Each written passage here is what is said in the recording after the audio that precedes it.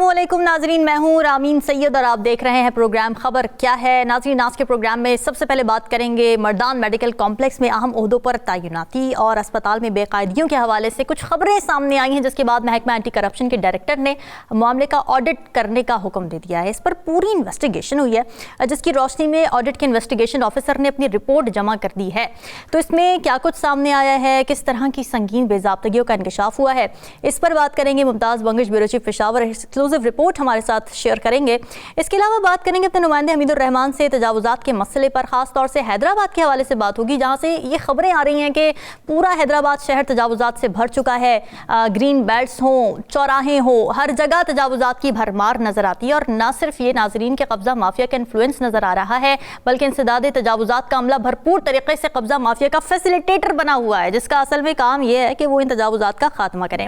इसके बाद हम बात करेंगे एग्जीक्यूटिव डायरेक्टर पिम्स अस्पताल की, जिनकी तकर्री को डॉक्टर्स ने चैलेंज किया था। उन पर करप्शन के कई इल्जामात थे, मगर इनके खिलाफ जो इंक्वायरी हुई तो वो उसमें क्लियर करार पाते हैं। लेकिन फिर होता यह कि 23 डॉक्टर्स उस इंक्वायरी रिपोर्ट को ही चैलेंज कर देते हैं, अदम एतमाद का इजहार कर देते हैं। तो इस रिपोर्ट में क्या कुछ था, ये जानने की कोशिश करेंगे। अक्सा खालिद के पास इस हवाले से एक्सक्लूसिव स्टोरी मौजूद है। लेकिन सबसे पहले बात कर लेते हैं मर्दान के मेडिकल कॉम्प्लेक्स में जो अहम ओहदों पर तैनातियाँ हुई, अस्पतालों में बेकायदगियों के हवाले से खबरें आई। महकमा एंटी करप्शन के डायरेक्टर ने मामले का ऑडिट करने का हुक्म दिया था, जिसकी रोशनी में ऑडिट के इन्वेस्टिगेशन ऑफिसर ने अपनी रिपोर्ट जमा कर दी है। और इस रिपोर्ट के मुताबिक वहां होने वाली तैनातियां कवायदो ज़वाबित के खिलाफ थीं और बोर्ड ऑफ गवर्नर समेत तैनात होने वाले अफसरान को भी इसका जिम्मेदार ठहरा दिया गया है। अभी जो इंक्वायरी ऑडिट रिपोर्ट जमा करवाई गई है, इसमें महकमा एंटी करप्शन इस नतीजे पर पहुंचा कि MTI मर्दान मेडिकल कॉम्प्लेक्स में तकर्री के अमल में संगीन बेजाब्तगियाँ पाई गई थीं। बोर्ड ऑफ गवर्नर्स ने MTI एक्ट 2015 और MTI तरमीमी कवायदो ज़वाबित की खिलाफ वर्जी की गई थी। खास तौर से स्क्रूटनी और सिलेक्शन कमेटियों की तश्कील में मफादात के टकराव यानी कॉन्फ्लिक्ट ऑफ इंटरेस्ट में मुलविस अफराद की शमूलियत ने रिक्रूटमेंट के अमल की शफाफियत और गैर जानिबदारी पर सवालात खड़े कर दिए हैं। तो स्टोरी पर हमारे साथ पेशावर के ब्यूरो चीफ मुमताज़ बंगश ने काम किया है, तो उनसे इस बारे में इंसाइट्स लेने की कोशिश करते हैं कि उनके पास खबर क्या है। बंगश साहब, ये बताइएगा कि हमने देख लिया कि कवायद ज़वाबित के मुताबिक सिलेक्शन कमेटी तश्कील नहीं पाई और MTI तरमीमी एक्ट की इस हवाले से खिलाफ वर्जी हुई है, तो इससे तैनाती के अमल पर क्या असर पड़ा? दरअसल रामीन, बात यह है कि जो मर्दान मेडिकल कॉम्प्लेक्स में तैनातियों और बेकायदगियों की जो बात है, इस पे तो हम पहले भी एक प्रोग्राम में उसका जिक्र कर चुके हैं। लेकिन अब महकमा एंटी करप्शन को इसकी जिम्मेदारी सौंपी गई थी कि वो इसका ऑडिट कर ले और बाकायदा तौर पर इसकी जो ऑडिट रिपोर्ट है वो मंजर-ए-आम पर अब आई है और हमने जो खबर दी थी बाकायदा तौर पर अब उसकी तस्दीक हुई है। आपने बात की कि इसका तैनातियों पर क्या असर पड़ा है और जो बेकायदगियाँ हुई हैं, तो इसका इस ऑडिट रिपोर्ट के बाद अब क्या सूरत हाल होगी। अब मसला ये है कि सबसे पहले तो ये बात साबित हो गई कि अदालत ने एक फैसला किया था, BOG मेंबरान, बोर्ड ऑफ गवर्नर के मेंबरान को रिस्टोर किया था और उस वक्त जो तैनातियों पर पाबंदी थी वो लगाई गई थी। और लेकिन इसके बावजूद अदालत ने 15 अगस्त को तैनातियों पर पाबंदी लगाई और उसके बाद ये जो बड़े ओहदों पर जो तैनातियां हैं ये की गई। तो इसका मतलब ये है कि अदालती हुक्म की खिलाफ वर्जी की गई और यूं वो तौहीन अदालत के मुर्तकिब भी करार पाए गए। हॉस्पिटल डायरेक्टर की असामी 13 जुलाई 2024 को सिर्फ एक उर्दू अखबार में मुश्तहर की गई थी। हालांकि जो रूल्स हैं उसके मुताबिक यह है कि 2 अंग्रेजी अखबार में भी उसका इश्तिहार देना जरूरी था, लेकिन ऐसा करने की जहमत गवारा नहीं की गई। और इसके अलावा बोर्ड ऑफ गवर्नर ने अपने एक इजलास में डॉक्टर अमजद अली को अफिशिएटिंग चार्ज की बुनियाद पर हॉस्पिटल डायरेक्टर बना दिया और बोर्ड ऑफ गवर्नर ने मेडिकल डायरेक्टर, हॉस्पिटल डायरेक्टर और नर्सिंग डायरेक्टर की तैनातियों से मुतालिक दस्तावेजात का जायजा लेने के लिए स्क्रूटनी कमेटी तश्कील दी। लेकिन इसमें भी जो कॉन्फ्लिक्ट ऑफ इंटरेस्ट का कानून है वो सामने आया और एक BOG के एक मेंबर जो HR मैनेजर हैं प्रोफेसर अहमद खान को इस कमेटी का मेंबर बनाया गया। अच्छा। तो यूं इसमें कॉन्फ्लिक्ट ऑफ इंटरेस्ट भी पाया गया। इसके बाद मंजूरी के BOG ने अहम आसामियों पर तैनाती का मामला अपने इजलास में उसे डिस्कस नहीं किया। हॉस्पिटल डायरेक्टर के लिए 30 उम्मीदवार जो हैं वो सामने आए थे और उसमें 15 को अहल करार दिया गया और जो 15 नाअहल हुए तो उनको ये तक बताने की जहमत गवारा नहीं की गई कि उनकी नाअहली की वजह क्या थी। इनमें 7 को इंटरव्यू के लिए बुलाया गया, हालांकि इसकी मंजूरी बोर्ड ऑफ गवर्नर से लेनी चाहिए थी और इसकी मंजूरी की भी जहमत गवारा नहीं की गई। इसका मतलब यह है कि जो एमटीआई रूल्स में बाकायदा तौर पर तैनातियों के बाद जो ग्रीवेंसेस कमेटी की तश्कील होना थी वो कमेटी भी नहीं बन सकी। अब जो लोग रह गए थे, जो मतलब उनको नाअहल करार दिया गया था या उनकी शॉर्टलिस्टिंग नहीं हुई थी, चाहिए था कि वो इस जो ग्रीवेंसेस कमेटी है उसके पास जाते और उनको उनसे अपनी ये वजाहत मांगते कि उन्हें किस बुनियाद पर डिस्क्वालीफाई किया गया है। क्योंकि ऐसी कोई कमेटी थी नहीं, इसलिए उनकी कोई बात नहीं सुनी गई। बोर्ड ऑफ गवर्नर के इजलास में न तो सिलेक्शन कमेटी बनाई गई और ना ही एमटीआई एक्ट के तहत सिलेक्शन की तरीक़ाकार के मुताबिक इंटरव्यू के नंबर और या दीगर जो उसकी शराइत होते हैं वो तय हुए। इस बारे में चूंकि कोई डिस्कशन ही नहीं हुई तो इसलिए जो तैनाती का तरीक़ाकार था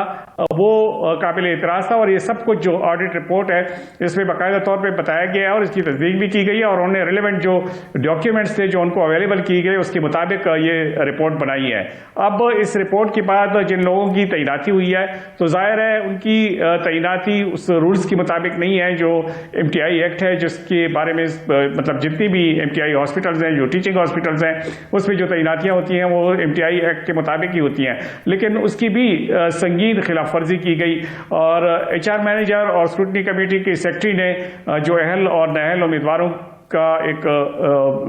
लिस्ट बनाई थी वो उन्होंने बनाई। हालांकि ये काम स्क्रूटनी कमेटी का था। स्क्रूटनी कमेटी की जिम्मेदारी यही है कि वो शॉर्टलिस्टिंग करे और जो अहल उम्मीदवार हैं उनको सामने ले आए और फिर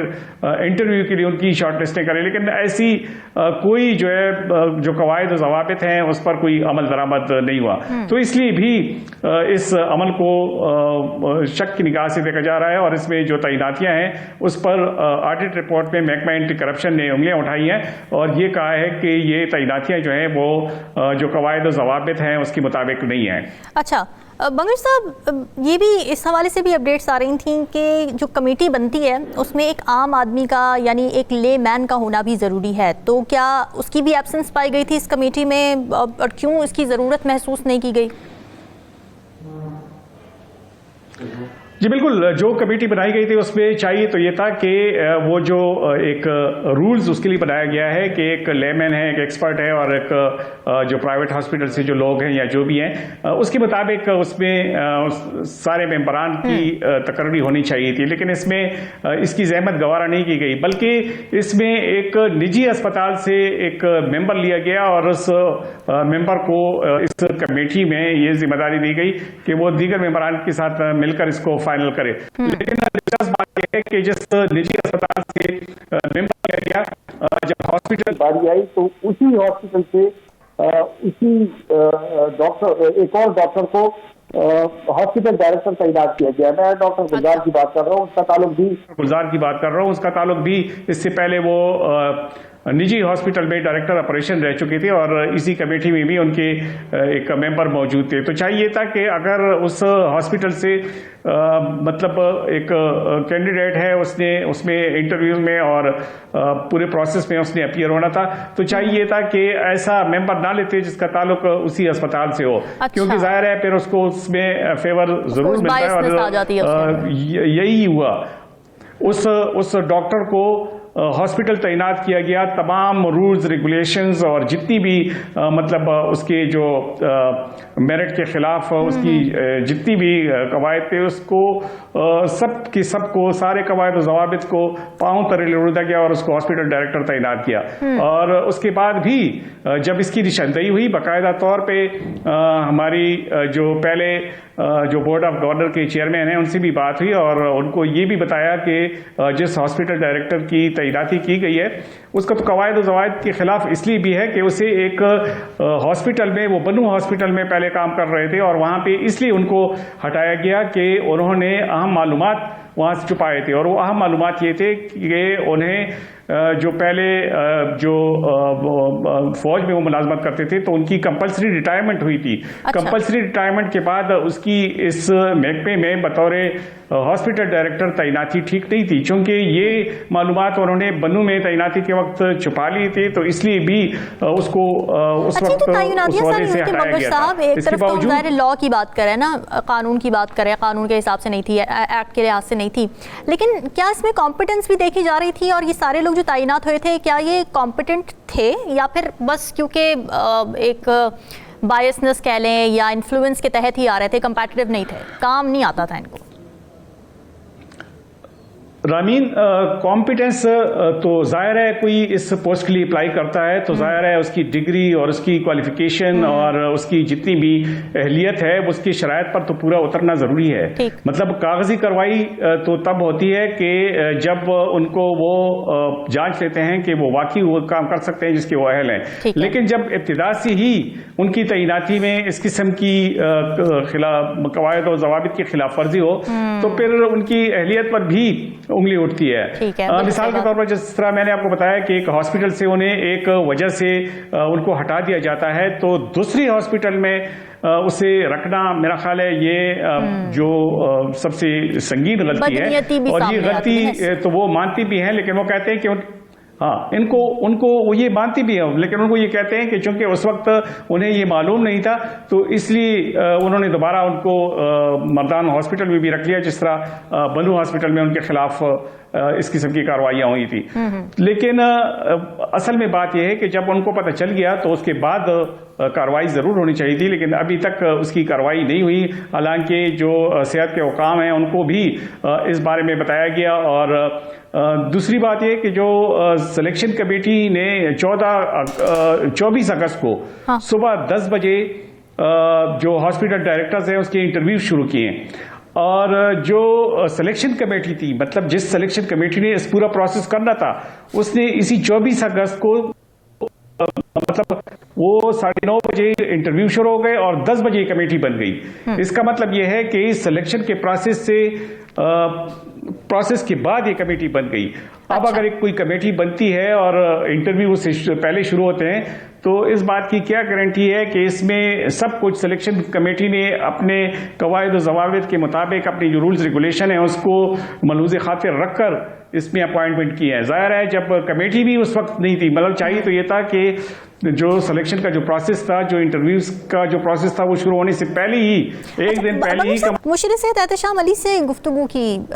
उनका क्या कहना था इस स्कैंडल के बारे में, वो ज़रा देखते हैं। जिस तरह आप लोगों ने हमारे नोटिस में लाया कि उधर बेकायदगी हो रही है और जो हॉस्पिटल डायरेक्टर है या जो भी अमला है उधर तैनात है, तो हमने उसकी छानबीन शुरू की हुई है। इंशाअल्लाह ताला इंक्वायरी भी इनके खिलाफ इनिशिएट की हुई है। हॉस्पिटल्स में जो हो रहा है या मुलाजिमीन की,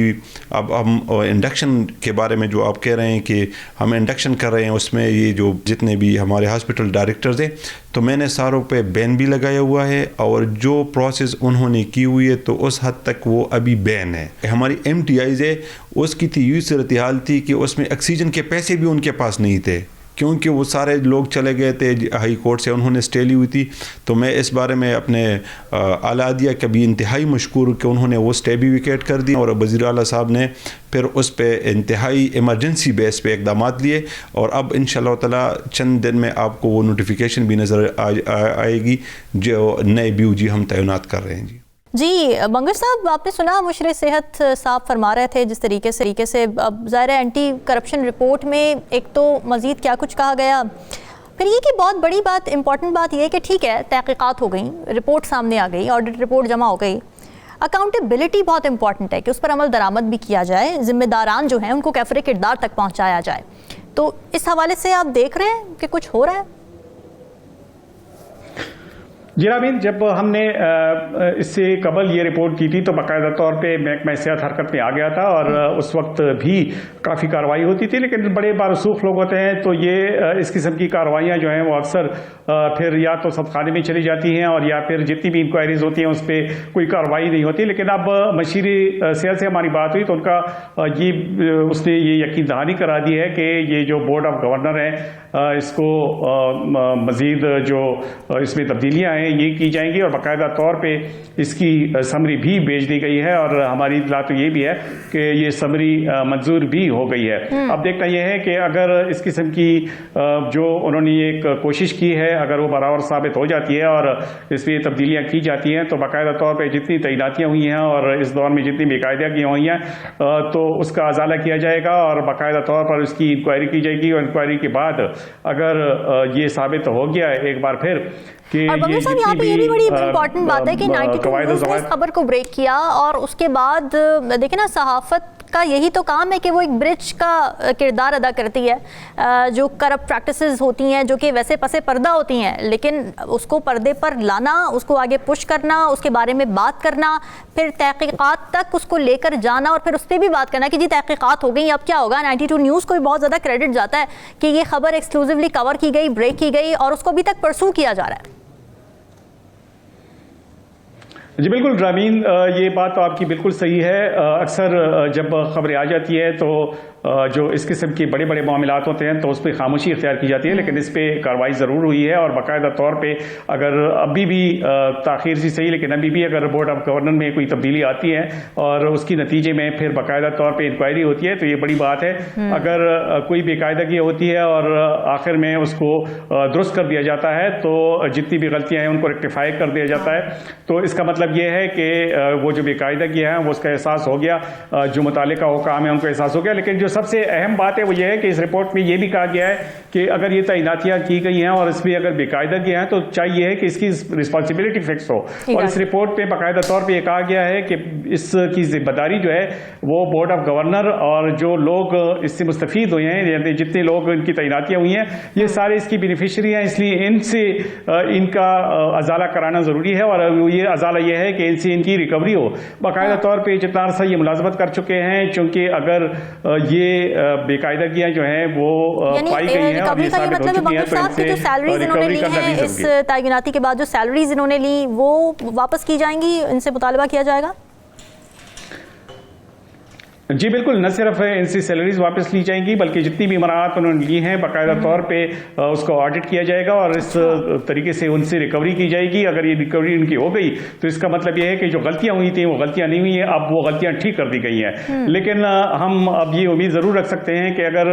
बोर्ड ऑफ गवर्नर्स में तब्दीली के बाद जितनी भी जो बेकायदगियाँ हुई हैं उसका अजाला इसी तरीके से कर दिया जाता है कि उसकी रिकवरी हो जाती है तो फिर इसका अजाला हो, इसे अजाला कहा जाएगा। वरना अगर इसे जारी दिया जाता है और ये कहा जाता है कि जो तकर्रियाँ की गई हैं बस उसको ख़त्म कर दिया गया है और जो रिकवरीज हैं वो नहीं हुई, तो इसका मतलब ये है कि जो आने वाले लोग हैं वो भी इस पर चुप रहेंगे और फिर ऐसी जो कार्रवाई है उसका फिर कोई फ़ायदा नहीं होता। क्योंकि अगर गलत तरीके से कोई इससे बेनिफिट लेता है तो इसका मतलब ये है कि वो तो फिर अगली बार भी इसी किस्म की गलतियाँ दोहराएंगे। एग्जैक्टली, और ये बहुत इंपॉर्टेंट है कि जो मराहत ली गई, जो बेनिफिट्स लिए गए, उसकी भी अकाउंटेबिलिटी हो रही है और उसकी भी रिकवरी की बात की जा रही है। ब्यूरो चीफ इशार मुमताज़ बंगिश साहब हमारे साथ मौजूद थे और बड़ी एक्सक्लूसिव उन्होंने हमें दी। एक और एक्सक्लूसिव स्टोरी नाज़रीन हमारे पास CD PIMS के हवाले से एक इंक्वायरी रिपोर्ट आई सामने और उसके बाद उस पर अदम एतमाद का इजहार कर दिया जाता है डॉक्टर्स की जानिब से। इस पर करेंगे बात इस ब्रेक के बाद। Stay with us.